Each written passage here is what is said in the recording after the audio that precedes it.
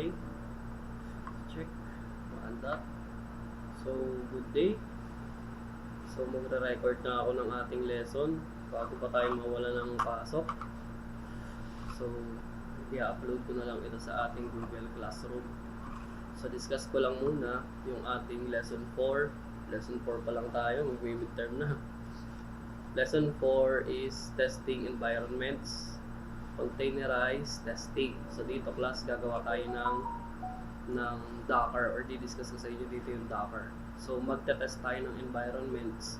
Ang objectives natin dito class is paano gagana yung application natin or yung systems natin na kinreate or dinevelop sa ating devices. Itetest natin siya kung yung kinreate ba nating application or system sa device natin ay gagana ba siya sa ating target na device.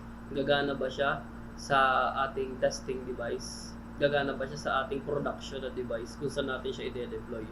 Sometimes kasi class magkakaroon doon ng mga errors, di ba? Nagkakaroon doon ng mga errors, may mga questions kayo. Sir, bakit yung system ko gumagana naman sa laptop ko pero nung din-transfer ko sa ganito, etc. hindi na gumagana? So yun class, yun yung i-resolve natin ngayon. So yun yung pag-aaralan natin. So with the help of Docker, yun class yung pinaka-main objectives ng Docker, no? Para mapadali yung ating testing environments. Okay? So now, ang topics natin is Docker Architecture Fundamentals. Ituturo ko sa inyo dito class paano mag-install, ano yung mga commands sa Docker, ano ba yung nangyayari sa Docker, and test environment orchestration. Dito mag-sample tayo ng codes kung paano ini-implement yung Docker. So then, move na tayo. So, what is Docker? Docker, it is a tool that simplifies the process of developing, packaging, and deploying applications. So, dito class. So, ang ginagawa ni Docker is sinisimplify niya yung mga bagay-bagay, especially yung mga processes. Sa processes kasi class, especially sa developing, meron tayong mga tinatawag na dependencies, di ba? Kailangan nito, may mga requirements sa system mo. Ito kailangan yung may mga requirements tayo like libraries. Yan, may mga dependencies katulad ng Node, katulad ng PHP, mga ganon. Database, 'di ba? Minsan yung database ko gumagana naman sa akin nung nilipat ko sa kabilang laptop, hindi na gumana, 'di ba? Ganun nangyayari. Yun yung ginagawa ni Docker. Sinisimplify niya. Ang gagawin is by using containers, Docker allows you to create lightweight, self-contained environments that run consistently on any system, minimizing the time between writing code and deploying into production. So yun class, yun ang purpose ng Docker. So ang ginagawa ni Docker is kino-contain niya yung mga required or yung mga dependencies natin katulad ng libraries, database. So yun, di ba katulad ng lesson ko sa inyo, nag-install muna tayo ng Node.js, nag-install tayo ng mga libraries ng Node. So yun, pag i-deploy natin yon into another devices or into another environment, uulitin na naman natin yon, 'di ba? Uulitin na naman, ang tagal pa naman ng process na yon. Yung iba nga nag-error pa kayo dun, 'di ba? So yun class ang kinaganda ni Docker kasi kapag ito-test natin yung system natin, once lang tayo class magkakaroon ng configuration. Isang beses lang tayo magko-configure. Once na itetest na natin, example, may final output na tayo, hindi na natin uulitin yung mga configuration natin, yung mga install natin, hindi na natin yung class uulitin. Doon sa ating target device, doon sa ating target production, kung saan laptop man yan or desktop natin, i-set up yung ating system or applications. Kasi, yung class, yung mga kapag i-set up na natin yan, kapag i-set up na kasi natin yung mga systems natin sa different devices or different environment, kung ano yung ginawa natin sa ating development process, uulitin natin yon dun sa ating testing environment from 0 to kung ilang step man yan, from step 1 to kung ilang step man kayo dyan. Kasi class, magkaiba kasi yung requirement, especially magkaiba yung operating system, magkaiba yung devices itself, magkaiba yung kernel version, Yan. Magkakaiba sila. So, kailangan natin ulitin yung mga dependencies na yun para gumana yung system natin. But, with the help of Docker, nami-minimize niya na yung class. Diba? Nami-minimize niya na yung time. Hindi na natin uulitin yun. Yung ginawa natin nung una. Kung ang tagal-tagal natin mag-configure, inabot tayo ng mga ilang minuto, 5 minutes, 10 minutes kaka-configure, nag-install pa tayo ng mga nodes, di ba? Node.js, nag-install pa tayo ng mga libraries ng nodes. Hindi na natin yung class ulitin once na itatest na natin yung ating system sa ibang device. Hindi natin siya ulitin. Kaya sobrang ganda class ng Docker. Iniiwasan niya talaga yung mga error once na magkakaroon na tayo ng production or i-deploy na natin yung system or yung ating application sa ibang devices. So, ito class ang pinaka-definition talaga ni Docker. A platform for building, running, and shipping applications. So, bakit nagkakaroon ng shipping? Kasi nga, pinapadala yung ating system or application na ginawa through cloud or through server or repository, and then ang gagawin sa repository parang ma-access dun sa ating testing and production devices or environment. So, kailangan i-pull. So, mamaya di-discuss ko yun. May tamang flow tayo dyan. Okay. Next is, why we use Docker? Bakit tayo gagamit ng Docker? Ba't natin ito kailangan gamitin? So, ito yung reasons, class, bakit natin siya kailangan gamitin. So, di ba nagkakaproblema to sa one or more files missing? So, during transfer ng files, lalo na pag naka-flash drive lang kayo, oy, palipat nga ako ng system ko. Tapos nung nilipat na natin yung system nyo, kasi example, sabihin na natin na lowbat, di ba? Eh, ang true backup mo ay sa kaka-backup mo, biglang nag-run out or biglang naman nag-lowbat yung PC, hindi natapos. So, ang akala mo, kompleto yung transferring files, yun pala may naiwan na isa. Di ba? O, edi, kapag ganun class, magkakaroon ng error yan sa dependencies. Especially kapag OOP yung gagawin ninyo. Magkakaroon ng error yan. Doon na kayo magtataka, bakit gumagana yung system ko sa laptop ko, ba't sa'yo hindi? Ba't hindi gumagana yung system ko sa'yo? Yun ang mga questions kung bakit natin kailangan gamitin si Docker.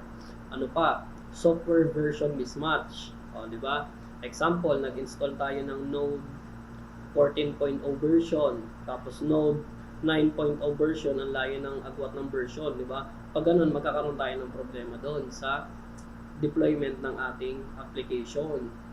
So, pag once nagkaroon tayo ng mismatch ng ating software version sa ating mga libraries na ginagamit or sa ating mga dependencies na ginagamit, so magkakaroon tayo ng problema sa deployment. So, malaking chance na hindi gumana yung ating system. And different configuration settings. Yun nga yung sinasabi ko kanina. So, magko-codes ako sa laptop ko o kaya sa PC ko. Lahat ng configuration gagawin ko para gumana yung aking system. Sabihin na natin may ginawa tayong 5 configuration sa ating PC. Kasi dito tayo nagko-code di ba? Dito tayo nagko-code sa sarili nating gamit, sa sarili nating PC. Pero hindi naman yung PC natin ang gagamitin sa production. Hindi naman yung PC natin ang gagamitin ng users para gamitin yung system or application na kinreate natin. Di ba gagamitin nila yung sarili nilang device. Kapag ganun ang mangyayari, edi uulitin natin yung configuration na ginawa natin, yung 5 yun. Paulit-ulit na lang tayo sa configure para lang gumana. Dito class na papasok si Docker. Ang gagawin niya, isang beses lang tayo magko-configure dun lang sa mismong laptop natin. And then, pag ililipat na natin yung system sa ibang device, sa ibang laptop, hindi na natin yun uulitin. Yun ang pinaganda ni Docker, di ba? So, yan. So, kapag walang Docker, so uulitin natin yun, napakatagal ng class, di ba? Minsan nag-error pa. Ayan.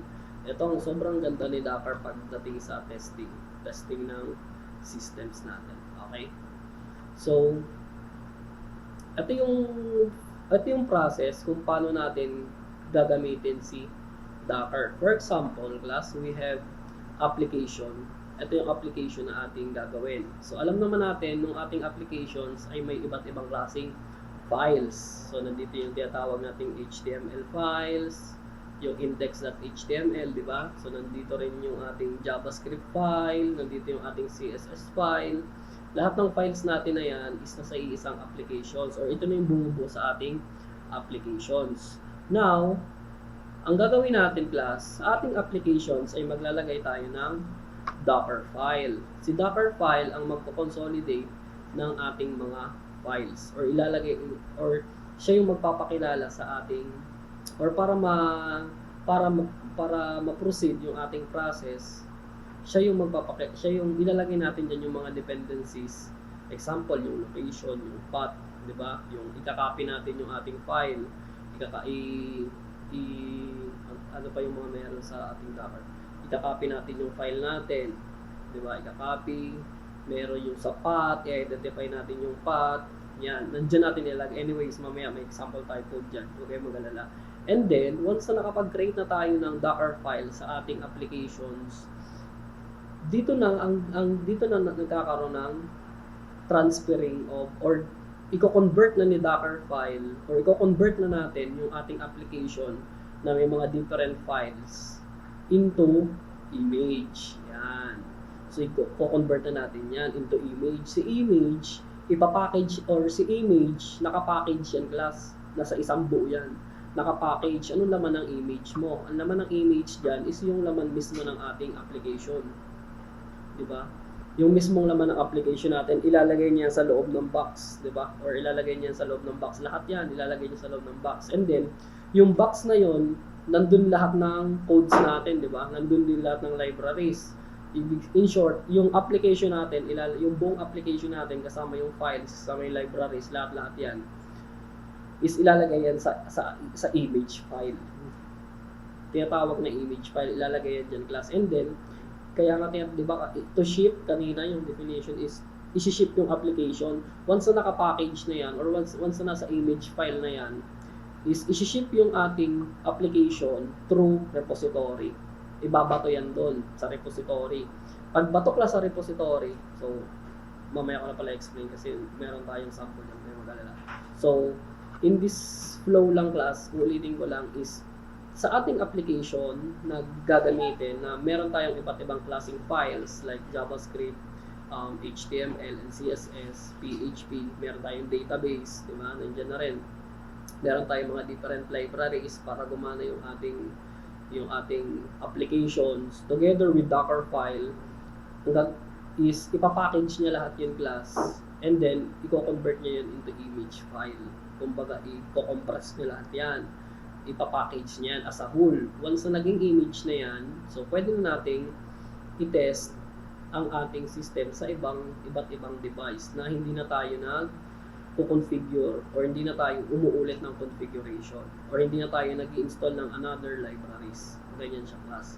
So, in this images, ang laman ng images natin is, ang ginagawa niya class is kina-cut down niya na yung operating system unlike sa ating virtual machine. What do you mean sir na kina-cut down? Hindi na kailangan ng operating system dun sa ating images. Kasi sa virtual machine kasi class, kailangan pa natin gumamit ng mga operating systems. Kukunin niya yung specific operating system para lang gumana yung virtual machines natin. Dito hindi.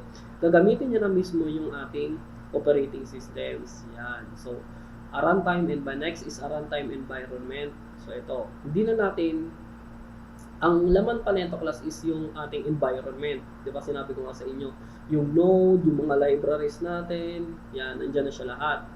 Kasama na yan sa buong package niyan. And next is yung application files natin. Yan yung mga laman ng images natin, yung mga application files. Ano yung application files natin? Yung different files natin, di ba? Yung mga CSS natin, yung JS especially. Then third-party libraries. Kung meron tayong mga third-party libraries katulad ng Bootstrap, Tailwind, yan. Kasama na yan dyan class lahat. As in, lahat ng laman ng application mo, ilalagay natin dyan sa image file na yan. Para kapag nag-test tayo sa ibang environment or sa ibang devices, hindi niya hahanapin yung mga kulang. Kasi kompleto nga eh. Kompleto niyang ipapackage yan lahat. Tapos i-deliver niya yan dun sa testing environment natin. Para pag nira natin yung ating system or application sa testing environment, walang hahanaping kulang. Diba? Wala siyang hanap. Nasaan yung libraries na ganito? Missing, libraries, blah blah blah. Hindi mag-error yan ng ganun class kung tama yung procedure na gagawin natin. Next is environment variables. Yan yung mga laman ng ating image file. So, paano nag-ship out or paano siniship sir yung image file natin from development to repository to testing or production, to testing and production. Paano siya? So, ganito siya, class. So, one of the example natin, class, example tayo, as in tayo, nagde-develop tayo, di ba? So, dito sa ating laptop, dito natin dine-develop yung ating Docker. So, ibig sabihin, ang example natin dyan, class, is ayan yung Docker natin, yung may violet na box. Yan yung Docker natin, nakapag-create na tayo ng Docker. So, once na it's already created na class, and then, hindi naman sa developer class, hindi naman dyan gagamitin yung system natin, di ba? Hindi naman dyan gagamitin yan eh. Tayo lang yung nag-develop, pero yung production tsaka yung testing environment ay hindi dyan sa PC na yan, hindi dyan sa laptop na yan, kundi sa another devices yung nasa kanan. Dyan talaga yung sa testing and production, dyan talaga natin class i-deploy yung ating system. So, paano gagana yung ating system na ginawa dun sa ating testing and production na environment or sa device? So, ganito siya, ganito class na nangyayari. So, once na nakapag-create na tayo ng image file through Docker, so ang gagawin natin is ipupush natin yung ating image sa ating registry or sa ating repository. Yan, ipupush natin dyan through push command. Huwag kayong mag-alala class, meron tayong sample dyan.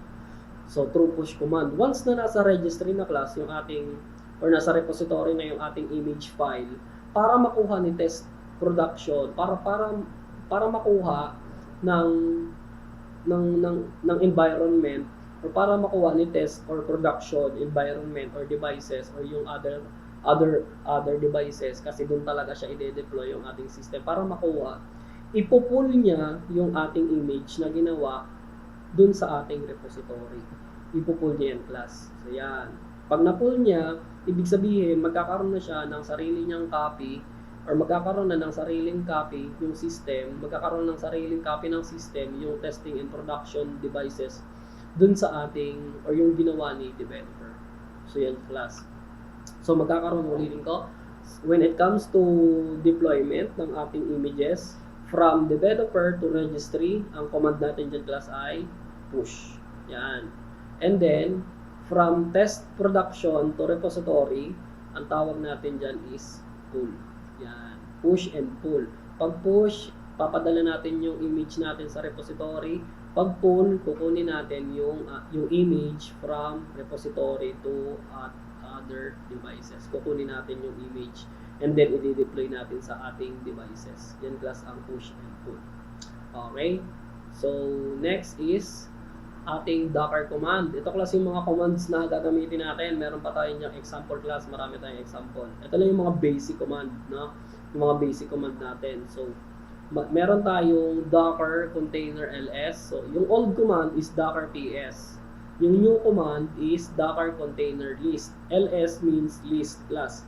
Docker, pag gusto nating i-run yung Docker natin, yung image or yung container, rather, is yung old command is Docker run.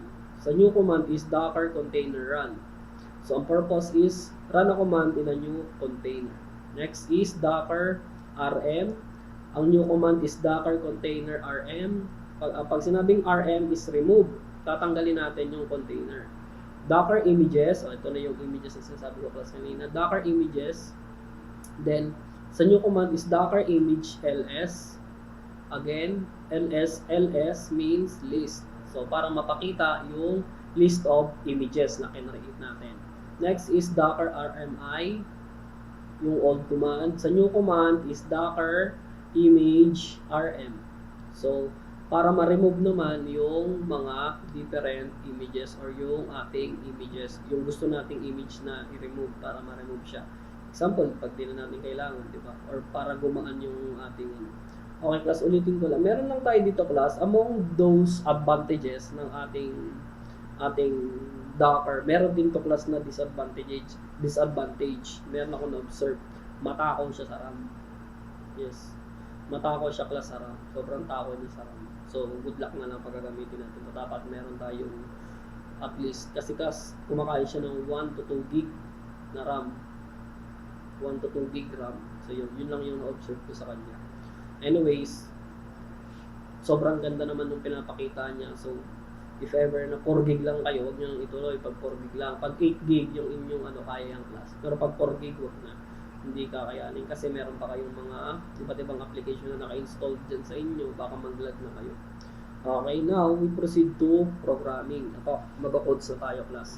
Meron akong ginawa, again, may ginawa ulit ako class na tignan ko kung may next pa. Wala na. Okay class, check natin kung nagra-run. Okay, 20 minutes. Meron akong ginawa class na procedures para sa ating testing, para matest natin yung system natin. Meron akong procedures na ginawa. So, Docker setup, so installation, kailangan natin class i-install yung Docker desktop for Windows. Punta lang kayo sa Windows Docker Docs or dito sa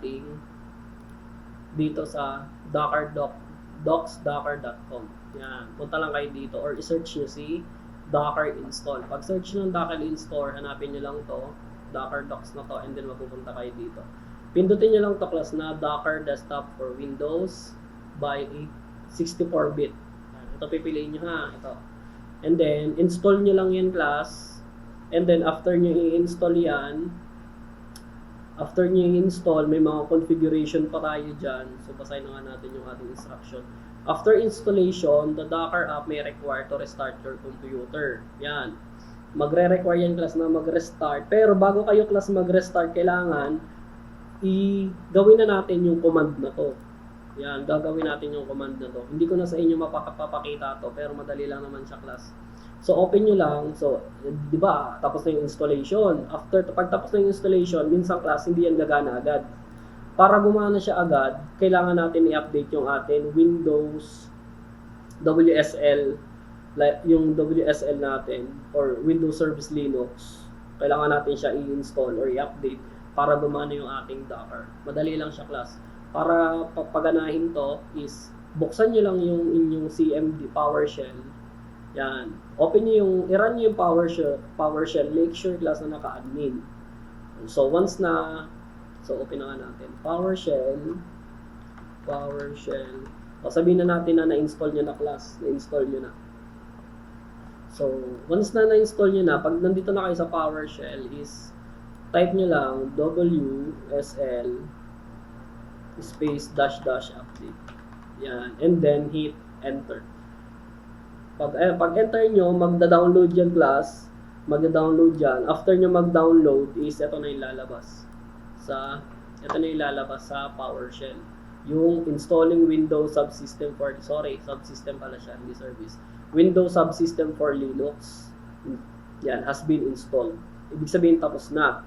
No? Pag tapos na, makikita nyo na class, ma-observe nyo na dito na meron na yan dyan. Ayan, yung Docker. Ito class nakapost yan. Yan, nakapost. Or lalabas na yung Docker application. Ito class ang itsura ng Docker application. Yan, ganyan siya. Ganyan ang itsura. Ngayon, nakapost yan. Nakapost. So, i-run na nga natin. Yan, i-run na natin. Ngayon, nakapost siya. Or, ngayon class nakarun na. Nakarun na siya. Mamaya gagawa tayo ng images. Makikita natin dito class yung generate nating images. So yan, ito yung mga RAMs, kung ilan yung RAM na kinakain niya, sa disk, ayun, di ba, class 1.2, mabigat, wala pa tayong ginagawa niyan.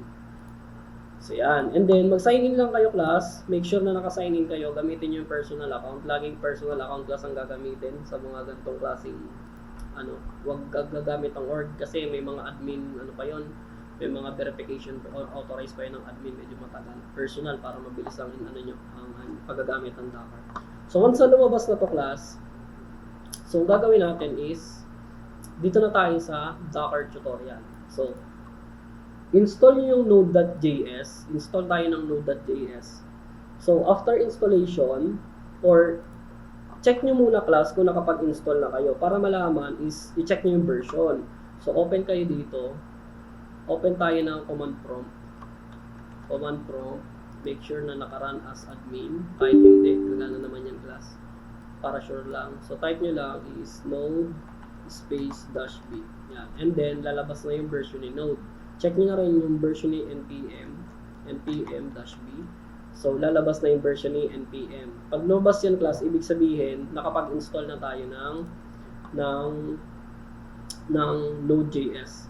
So, So after nyan, sorry, dapat pala hindi ko tinanggal. Balik natin, CMD. After nyan is gagawa na tayo ng file. Or ilalagay na natin yung file or gagawa na tayo ng file para makapag-create na tayo ng simple application. Wala naman tayo, basic lang class, configuration lang to para lang marunong kayo kung paano mag-configure ng Docker. So, gagawin natin is number 2 na tayo class. Open, sundan na natin, open cmd and type make or mk dir make directory. Ang pangalan ng directory natin is hello Docker. Yan, hello-docker. Yan, hello Docker. And then hit enter. After nyan, mag-create na tayo ng document. cd hello Docker -docker. Yan, and then hit enter. Ibig sabihin class, nakapag-create na tayo ng folder na hello Docker sa ating system32. So yan. So check natin kung nasan yan. Hello Docker. Hello Docker na yan. System32. I'm not mistaken, nandito yan sa ito, system32 and then the hello Docker. Yan, ito class. Nandito siya. So pwede nyo naman ilipat yan, walang problema. So ayan o, nandito siya class. Diba? Nandito siya. Susundan nyo lang to, system32. Kasi nasa system32 tayo eh. Pero pwede naman kayo mag-create sa documents, diba? Or sa files, para di kayo mahirapan, walang problema in class. So next natin gagawin is, balik na tayo sa ating tutorial. Next is, once na nakapag-create na kayo ng, open na natin yung VS Code. Or code nyo lang, i-type nyo lang code, then space dot tooldoc. Sorry, wrong spelling. COD space dot. Yan, to open VS Code. And then hit enter. And then magbubukas na class yung VS Code natin. Yan. So, abang hinihintay natin magbukas yung ating VS Code, trust. Yes. So, yan na class. Close ko lang para maganda. So, ilagay ko lang sa gilid yung ating codigo para makita nyo din. So, yan. Palitin natin ang bagya. Yan. So ngayon, ang gagawin natin dito class is mag-create na tayo ng number 3. Mag-create tayo ng app.js and Docker file. Unahin natin class si app.js. So punta kayo dito. So new file and then app.js. Yan. Sa app.js, ilalagay na natin yung ayan na, in-app or gawa na tayo ng Docker pang isa. Yung ito, Docker file. Class, huwag kayong magkakamali dito. Docker file. So, copy-paste nyo lang yan. Copy, and then create new file, and then paste. Yan, Docker file. Kung makikita nyo, merong Docker na icon doon sa gilid. And then, enter. So, yan. Ito yung dalawang. So, sabi dito, do you want to install the recommended container tools? Extension from, yes. Install nyo lang ito, class, ha. Huwag nyo kakalimutan. Install nyo yan. So, install, and then, ito na class yung hinihinging container. So, ito, installing na siya. Hintayin lang natin siyang matapos bago tayo mag-proceed. So, yan, okay. Successfully na. So, next is, balik na tayo dito.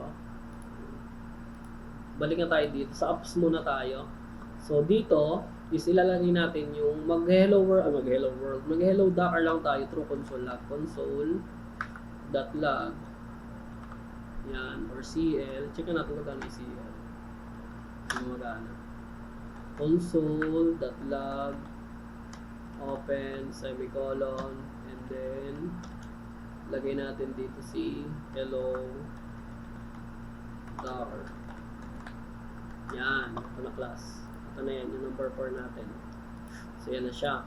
So para mara natin yan, to yung katulad ng nirara natin sa ating punta tayo sa file. Katulad ng pag-run natin sa ating activity 4, if I'm not mistaken, activity 4. So, punta lang kayo sa terminal. Open nyo yung terminal. And then, dito, pwede kayong mag PowerShell or mag CMD. Diba? Pwede kayong mag PowerShell. Okay? Pero gamitin natin yung PowerShell na yan. So, gamit lang kayo ng i-type natin is Yan, to run, number 5 na pala tayo. To run, open terminal, PowerShell or CMD type node, node space app.js. So, para makita natin kung gumagana ba yung ating hello Docker. So, is node space app.js. So, yan. As you can see, class, successful yung ating console. So, yan. Ngayon, ito na yung question dyan. Paano natin i-deploy itong application or JS natin sa ibang device? 'Di ba? Paano natin siya i-deploy? So yun class yung next na gagawin natin through Docker file. Open yung Docker file and then type nyo lang to from and then node :alpine. Yan. Pag sinabi natin Alpine class is, ito na yung mga versions or makikita natin yung mga sizes ng ating files. Makikita natin mga sizes. And then, ika-copy na natin yung ating project or yung ating file itself. Then, source, pag dot class, ibig sabihin yung mismong hello Docker na yan. And then, yung ating app. Yan. And then, ilalagay natin siya sa app folder. Yan. And then, work directory. Ang work directory natin, or yung path natin is yung app. And then, ang command natin is, so tanggalin natin to. Pwedeng ilagay natin yun sa loob. Or command node app.js. Ito ang command natin. Ibig sabihin, class ng command, makinig ibig sabihin ng command, itong command na to, palaking ko lang. Ang ibig sabihin ng command is, ano yung iraran niya kapag i-deploy na natin siya sa ibang device. Example, ang iraran, dahil diba ang niraran natin dito ay app.js. So, kapag nilipat na natin siya sa ibang device at niraran natin doon, ang babasahin doon is yung app.js. Yung app.js ang iraran natin kasi yun yung command na nilagay mo dito. Yung class. Kung sa inyo, ang nilagay nyo ay ibang pangalan, so dapat ibang pangalan din ang nakalagay dito. Kailangan magtatali siya kung ano talaga yung gusto nyo i-run. Diba? Katulad nung nakarang example natin, ang nakarang example natin ay server.js. Kung yun ang gusto nyo i-run, edi server.js ang ilalagay nyo dito. So, yan maliwanag tayo ng class. And then, save nyo lang. Make sure na naka-auto-save. File, auto-save, good. And then, next natin is, magkikreate na tayo ng image. Doon sa presentation natin class kanina, di ba?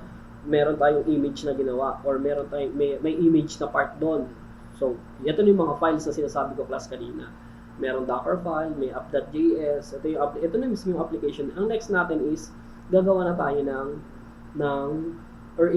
ilalagay na natin siya sa package as image file. So, paano siya gawin? Number 7 is open terminal and create Docker image. So, naka-open na tayo ng terminal. Next natin gagawin is, ito-type natin yung command na to. Docker space build space -t space hello Docker. So, ibig sabihin class, ang pangalan ng, itong -t, ang ibig sabihin niyan is tag. Anong pangalan ng tag ang yung gagawin? Or anong pangalan ng image ang ipapangalan mo? So, ang pangalan ng image, ang gusto nating pangalan ng image ay Hello Docker. Kung ano mismo yung pangalan ng folder natin. So, yan. So, lagay nyo lang dito yan. Yung command na yan, pwede nyo i-copy-paste yan. Lagay nyo lang siya dito. Docker space build space tag space anong pangalan ng image, hello dash docker. Yan. And then, hit enter. Yan. Okay. Docker build -t hello Docker. Sorry, nakalimutan natin class yung tooldoc. Ayun. Yung tooldoc is yung buong file natin. Kailangan yan. Sorry, nakalimutan ko na. So, hindi nyo kakalimutan yung tooldoc Copy paste. Ako na, type natin para maganda. Docker space build space -t space hello dash Docker space dot. Yan, space dot. Double check Docker build -t or tag, anong pangalan ng image, hello Docker, and then yung ating buong file, which is yung ating dot, and then hit enter. So yan, medyo matagal to class. Depende, ayun, as you can see, ayan yung running na yung ating, kine-create niya na or kino-compile niya na yung ating mga files into image. So yan, matagal to class. Depende yan sa internet ninyo. So dito niyo mapapansin na medyo mabigat siya. Dapat mabilis ang internet niya dito. Yan. Sa una lang naman to class. Sa una, once na mag-create tayo ng image, medyo matagal, tsaka medyo mabigat talaga. Yung mga kinakain ng MB. Minsan pumapalo to ng mga 200 plus, kahit konting files pa lang, lalo na pag may mga databases. Pero, ang kinaganda naman nun, okay lang, di ba? Kasi kung gagana naman or hindi na tayo mahihirapan pagdating sa production or pagdating sa testing. So yan, konti na lang, 6 out of na. Yan, warning, okay lang yung warning ng class. So yan, once na successful na, ibig sabihin, successful na yung ating dapat bibuild ng image. Ngayon, check natin kung successful na ba or successful na ba yung ating image na ginawa. Okay, class. Dito, class, as you can see, punta tayo sa file. Wala kayong mapapansin na image. Yan, wala kayong mapapansin na image kasi ano siya, class, anong tawag nito? Hindi siya naka-store as files talaga. Di ba sabi ko nga sa inyo, naka-store siya as image. Wala siya talaga dito. Wala siya, naka-virtual siya, class. Ina-explain ko sa inyo. Naka-virtual siya, kaya hindi natin siya makikita dyan. So, para makita natin siya, ilagay lang natin yung command na to. Yan, docker image ls. Kapag, maayon dyan, class, gagana yung dalawang yan. It's either, para ma-display natin yung image na can-create natin, yan, para ma-display natin, gagamit to display, create image, or ls means list, para makita natin yung image natin na can-create. Yung command na dalawa na to, mamili lang kayo dyan. Pero mas maganda itong una. Kasi ito yung nasa new command, di ba? So, docker image list. And then hit enter. So, yan. As you can see, ito na yung ating repository. Ang pangalan ng repository natin or pangalan ng ating image ay hello docker. And then, ang tag niya ay latest. Ang image ID niya ay naka-encrypt. Yan. Ito yung size natin. Bakit? Nakikita natin plus yung size ng MB dito. Ayan, 200. Sug natin ang kanto. 237 MB. Nakikita natin to class because of Alpine. Yan, sinabi ko naman dito. Yan. You see size 237 MB because of Alpine command. Yun. So now, to run created images, in terminal type docker run and yung pangalan ng ating image. So yan. So check natin, i-run natin yung ating generate na image. Ganito class mag-run, ganito nyo siya i-run kapag nasa ibang device na kayo. Ganito yung command. Magdadagdag lang tayo class ng repository name. Magdadagdag tayo ng repository name. So docker, mamaya i-ano natin, run space yung ating image name. Hello docker. Kung ano yung pangalan class ng repository name dito sa taas. Yan. Ang pangalan niya ay hello docker. So yun din ang ilalagay natin dito. And then hit enter. So yan.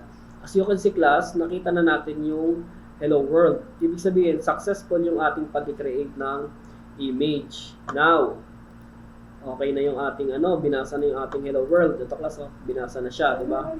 So, ang gagawin natin is i-upload na natin or ipo-push natin yung, gawin na natin yung number 9. Ipo-push na natin yung ating image na kinreate dito locally, di ba? Naka-local lang to class. Dito lang sa PC ko ginawa. Gusto ko siyang i-transfer sa ibang laptop, yung image na ginawa ko, yung image file na ginawa ko. Gusto ko siyang i-transfer sa ibang, doon talaga sa actual na testing and production devices or sa environment. Gusto ko siya doon or doon sa ating mga laboratory PCs, di ba? Gusto ko siya doon ilagay, hindi dito. So kailangan natin siyang i-upload or i-push sa repository. So kailangan nyo class pumunta sa Docker Hub. Punta kayo sa Docker Hub or dito class sa ating yan, ito yung Docker Hub natin. So, once na type nyo lang, ang i-type nyo lang dito is Docker Hub, and then, pindutin nyo lang tong Docker Hub, and then mapupunta na kayo dito, class, sa ating GUI. So, once na dito na kayo, class, make sure na nakalagin lang kayo. Make sure na nakalagin, ilagin ang inyong personal account, make sure na naka-login. Kung ano yung nilogin nyo dito sa ating, kung ano yung nilogin nyo sa ating, wag na ito, sa ating desktop, yun na rin ang ilalagin nyo sa yun na rin ilalagin nyo dito sa ating web. Yan. So, as you can see class, ito na pala yung image na ginawa natin kanina. Ayan o, hello Docker, di ba? Naka-direct na siya. Kung i-run natin siya dito, so yan, run nyo lang. Dapat makikita natin dito yung hello Docker. Yan, ibig sabihin, successful yung ating pag-create ng image. Makikita yan dito class, makikita natin yan. Pero locally lang to, sa local lang. Dito sa web, dito natin siya ipupush. So, punta lang tayo sa create a repository. Pindutin nyo lang yan. So, buksan natin yung ating kodigo. Kailangan natin yan. Yung kodigo natin. Siguro na. Buksan natin yung create story para maliwanag yung view. Click lang tong create repository. And then, pangalanan nyo lang yung inyong repository. So, bahala na kayo kung anong gusto nyo pangalan dito, pero bawal yung dito. Kailangan naka-small letter lang siya lahat. So, example, ang pangalan niya ay test. Dahil magta-testing lang naman ako. Yan, test. And then, ang short description natin, yung subject natin na SIA 1. So, dito bahala na kayo class sa short description. Pwedeng yung purpose ng project ninyo, para saan ba yung example, gagawa kayo ng mobile application, gagawa kayo ng web application, yun yung ilalagay nyo dito, yung description, para hindi nyo makalimutan. And then once na okay na to, make sure naka-public siya para mabilis lang configuration natin kasi medyo matagal pag naka-private. Pero pwede naman naka-only lang yung private nyo, pero public muna tayo ngayon. And then, wag natin kakalimutan yung ating mga command. Ito yung ilalagay natin sa command line interface or CLI para ma-push or ma-pull yung ating image. So yan, gagamitin natin ito class mamaya. Ito, gagamitin yan mamaya. Pero create muna tayo. Create. So once na napindot na yung create, hintayin lang na matapos. Depende yung class sa internet nyo. Kung mas malakas ang internet nyo, mas mabilis yan. Tsaka depende yan sa inyong capacity ng device na ginagamit. So hintayin lang natin. Mabilis lang naman yan pag walang problema. So hintayin lang tayo. So yan. So balik tayo dito sa habang naghihintay, balik tayo dito sa ating command. So text ko na to para so yan.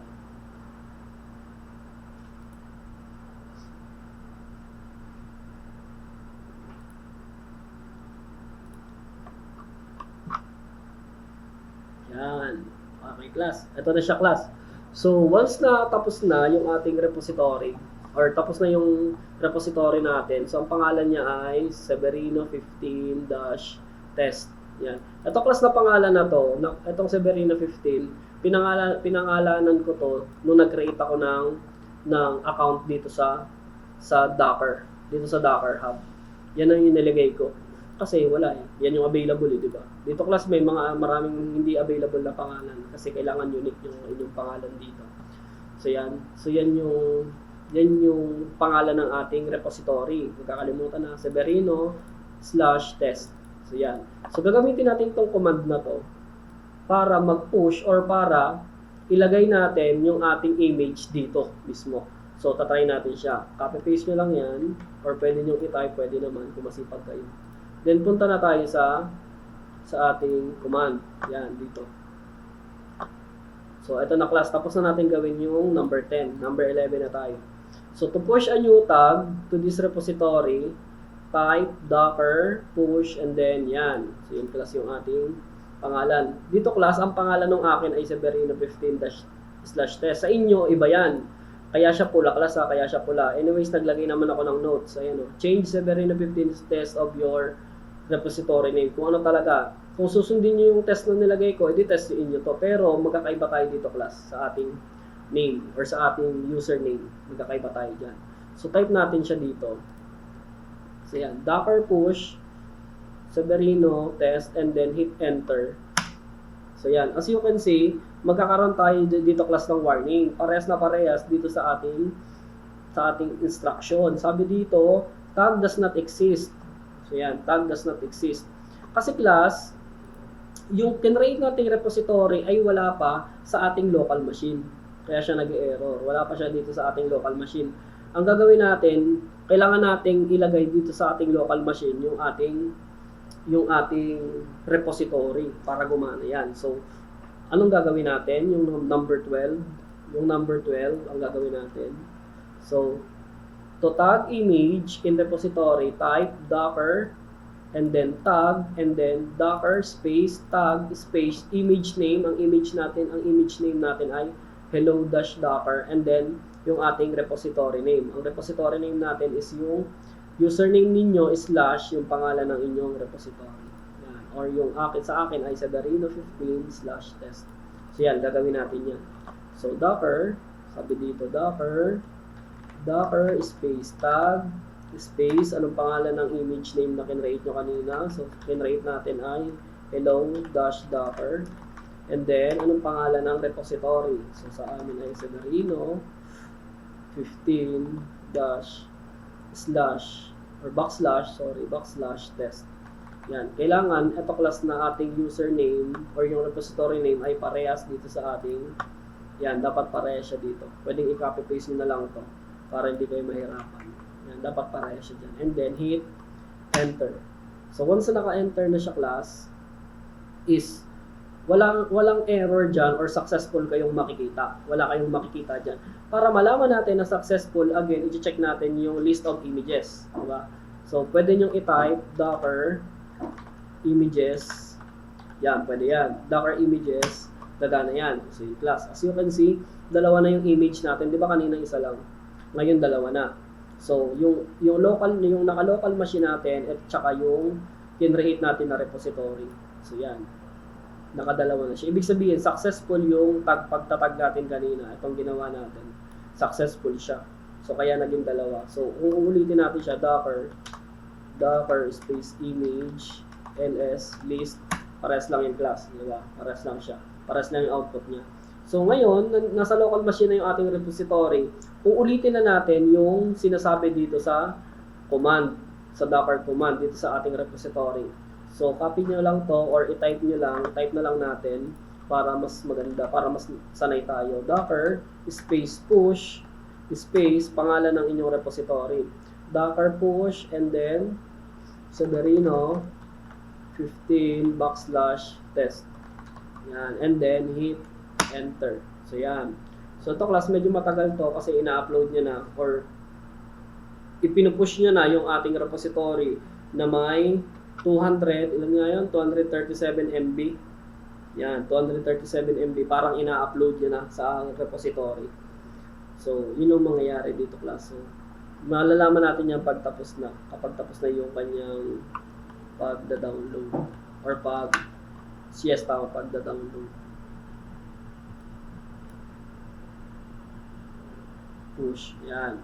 So, ngayon, once natapos na, makikita nyo naman dito, once natapos na sa class, ganito na yung makikita natin. So, latest, digest, SHA-256, ito yung class yung SHA-256 encryption to, and then anong size is 156, and then, yan yung size niya, and then, next is, punta tayo sa, once na, nasa na tayo, nasa ating, dito na tayo sa 11, 12, now, ito na, pinerform na natin yung number 13. Then now, we can push a tag sa reference 11. So, check natin class. Yan, para malaman natin kung nasa web na talaga siya or nasa repository na siya. Check natin yung ating account dito. So, yan, refresh nyo lang. Yan, refresh. Refresh nyo lang siya and then, after nyo mag-refresh, makikita na natin yan dito sa tags. Dito sa tags. Yan, ito na class, may laman na siya. O, ayan, latest, di ba? One push, 1 minute, image. Punta tayo sa tags, makikita natin yan dyan. Ayan o. Yan, digest. At yung digest, tingnan nyo class yung command kanina. Ayan o, digest siya to 23F2. So yan, BBC, B4, blah, blah, blah, blah. So, ito na siya class. Yan.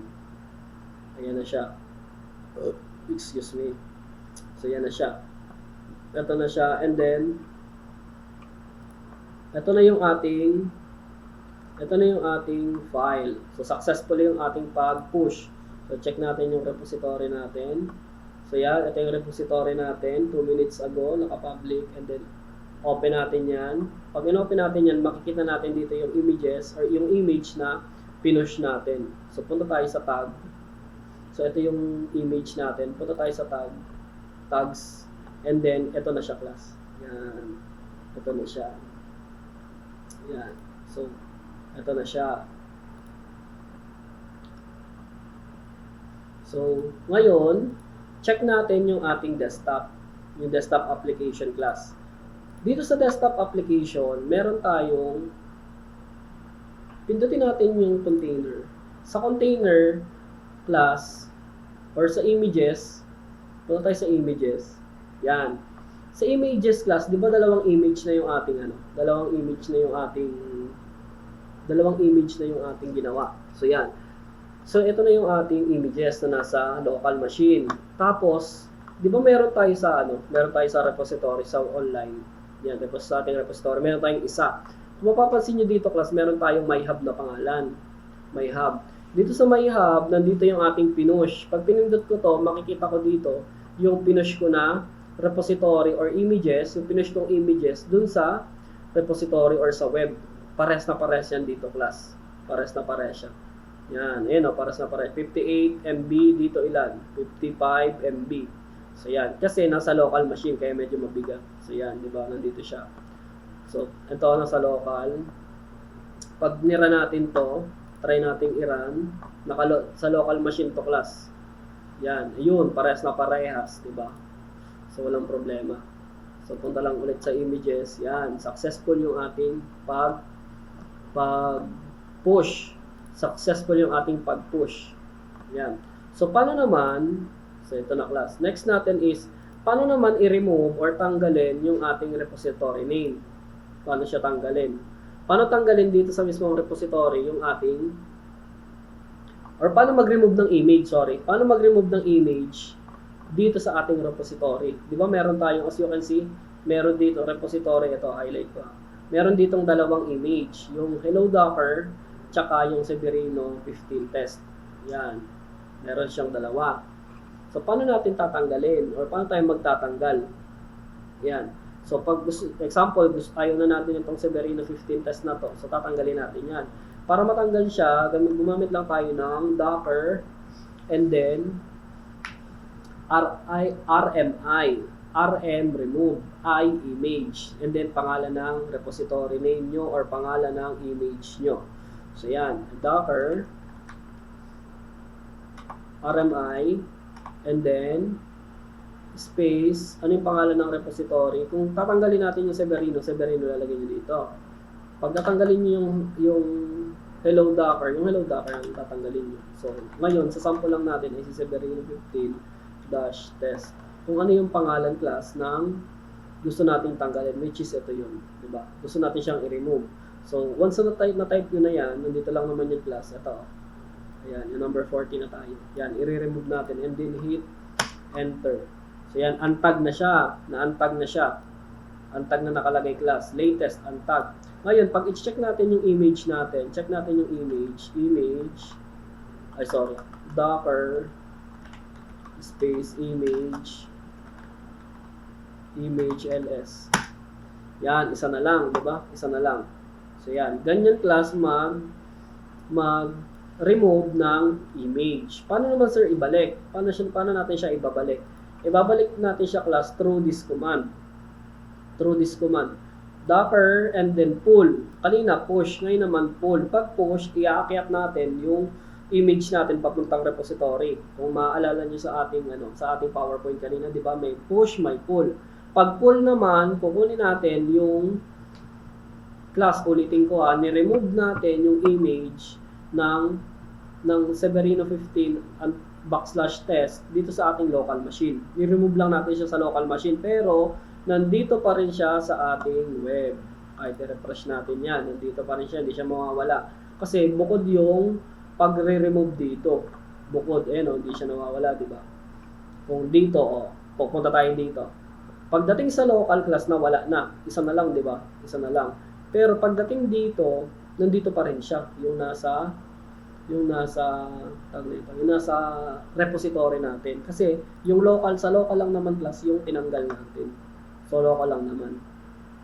So yan. And then next nating class is ipo-pull natin or ibabalik natin. So balik tayo dito sa ating codes. Yan. Yan. Ang gagawin natin is ibabalik na yung binura natin, ibabalik natin class. Pero ibabalik natin na huhugutin natin from repository or from sa ating server. Doon natin kukunin through pull command. So docker pull, and then ano yung ipo-pull natin? Punta kayo sa inyong desktop, and then punta kayo sa my hub. Ito class yung ipo-pull natin, yung Severino test. Yan. Ito yung ipo-pull natin, and then kung pupunta kayo dito class sa ating web, ito naman yung ipo-pull natin. Yan. Yan class yung ipo-pull natin, yung Severino /test. Yan class yung ipo-pull natin. So yan. Pull and then space yung ating gustong i-pull para magkaroon tayo ng copy, and then hit enter. Yan. So yan class, meron na tayong bumalik na. Sabi dito, latest pulling from Severino, and then ito yung encryption, status downloaded new image from blah blah blah sa ating server, and then ito na yung ating command, and then kung i-check natin class yung image docker and then image ls, dalawa na ulit sila class. Yan, di ba? Dalawa na ulit sila. And then kung pupunta tayo dito sa ating desktop docker application, magiging dalawa, yung sa local machine natin dalawa na yan. Ayun, di ba? Dalawa na siya. Yan. So try nating burahin. Ito pa class. Second option. Kung gusto nyo mano-mano, pwede naman. Kung tamad kayo, alam ko naman tamad talaga kayo, pwede naman kayo dito mag-delete. Diba? Pwede kayo pero class, mas convenient kasi class sa codes, kasi ganun din naman nagko-codes ka na edi lahat ng command dun mo na, kasi pangit, mabagal kasi sa kamay yung palipat-lipat ka. Sa bagay, bago pa lang naman kayo, pwede naman pagbigyan na. Bago pa lang naman kayo. Pero kung tinatamad kayo mag-push and pull, dito na lang, gawin na lang natin to. So, kung gusto nyo mag-remove, yan, remove natin to, delete lang. Diba? RMI, ito na yung RMI class kanina. Delete nyo lang to, and then, once na delete nyo na siya, delete daw forever, sige, delete. Wala naman forever talaga diba? Delete natin forever. And then, para bumalik yung class, para bumalik siya sa local, punta kayo sa my hub, and then gagawin nyo is, ipo-pull naman natin siya. Pindutin nyo lang tong pull. Pag pindot nyo ng pull, maglo-load lang yan ng mabilis. Yan. Once na nag-load siya ng mabilis, babalik na yung ating Severino test 15. Pag nira natin siya, ito class ay nanggaling ko sa repository ha. Pag nira natin siya is, dapat makikita natin yung hello docker. Ibig sabihin, successful yung ating pag-push and pag-pull ng ating images from developer. Ito yung developer natin from developer through VS Code, yung codes natin ay pinush natin, or yung ating application na ginawa dito. Nasaan yung application natin? Ayan. Example lang naman to class. Yung application natin ay pinush natin sa ating repository. Ito yung repository natin. And then, ipo-pull natin ulit yung repository if ever na ma-delete natin siya sa ating local machine. Pag na-delete natin siya, walang problema. Kasi naka-repository naman siya. Kung gusto natin gamitin yung mga different images natin, pwede naman class dito. So yan, ipupush lang natin siya dito sa ating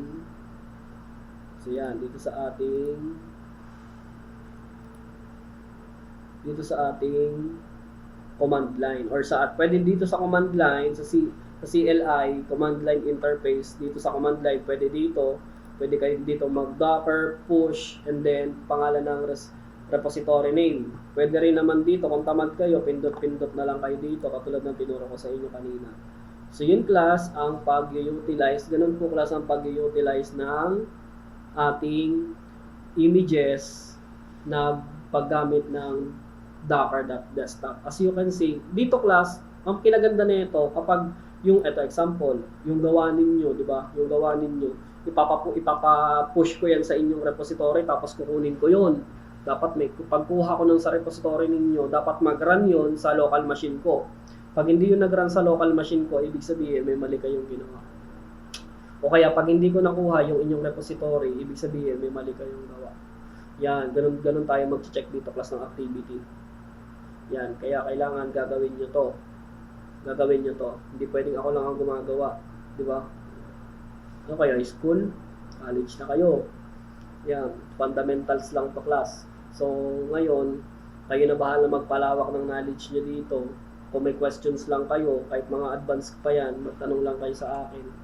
Kung wala kayong questions, edi pwede na kayo magsimula ng inyong activity. Ipopost ko na lang class ang inyong activity sa Google Classroom. Yan. Para lang to class sa mga gustong, para lang to sa mga hindi ko na madidis or di na ako makakapagturo ng face to face. Hindi na kasi ako class makakapagturo ng face to face kasi may travel kami. Hindi ko sasabihin kung kailan, baka sumunod kayo. Yan, mag-announce lang ako kapag hindi ako makakapasok. This week to class as of September 23, 2025. So yan. So panoorin nyo na lang and then may ibibigay akong activity. Make sure na panoorin nyo muna to class. Pag napanood nyo to, sobrang dali ng activity na ipapagawa ko sa inyo. Sobrang dali lang. Maniwala kayo sa akin. Okay, that's all. Thank you very much.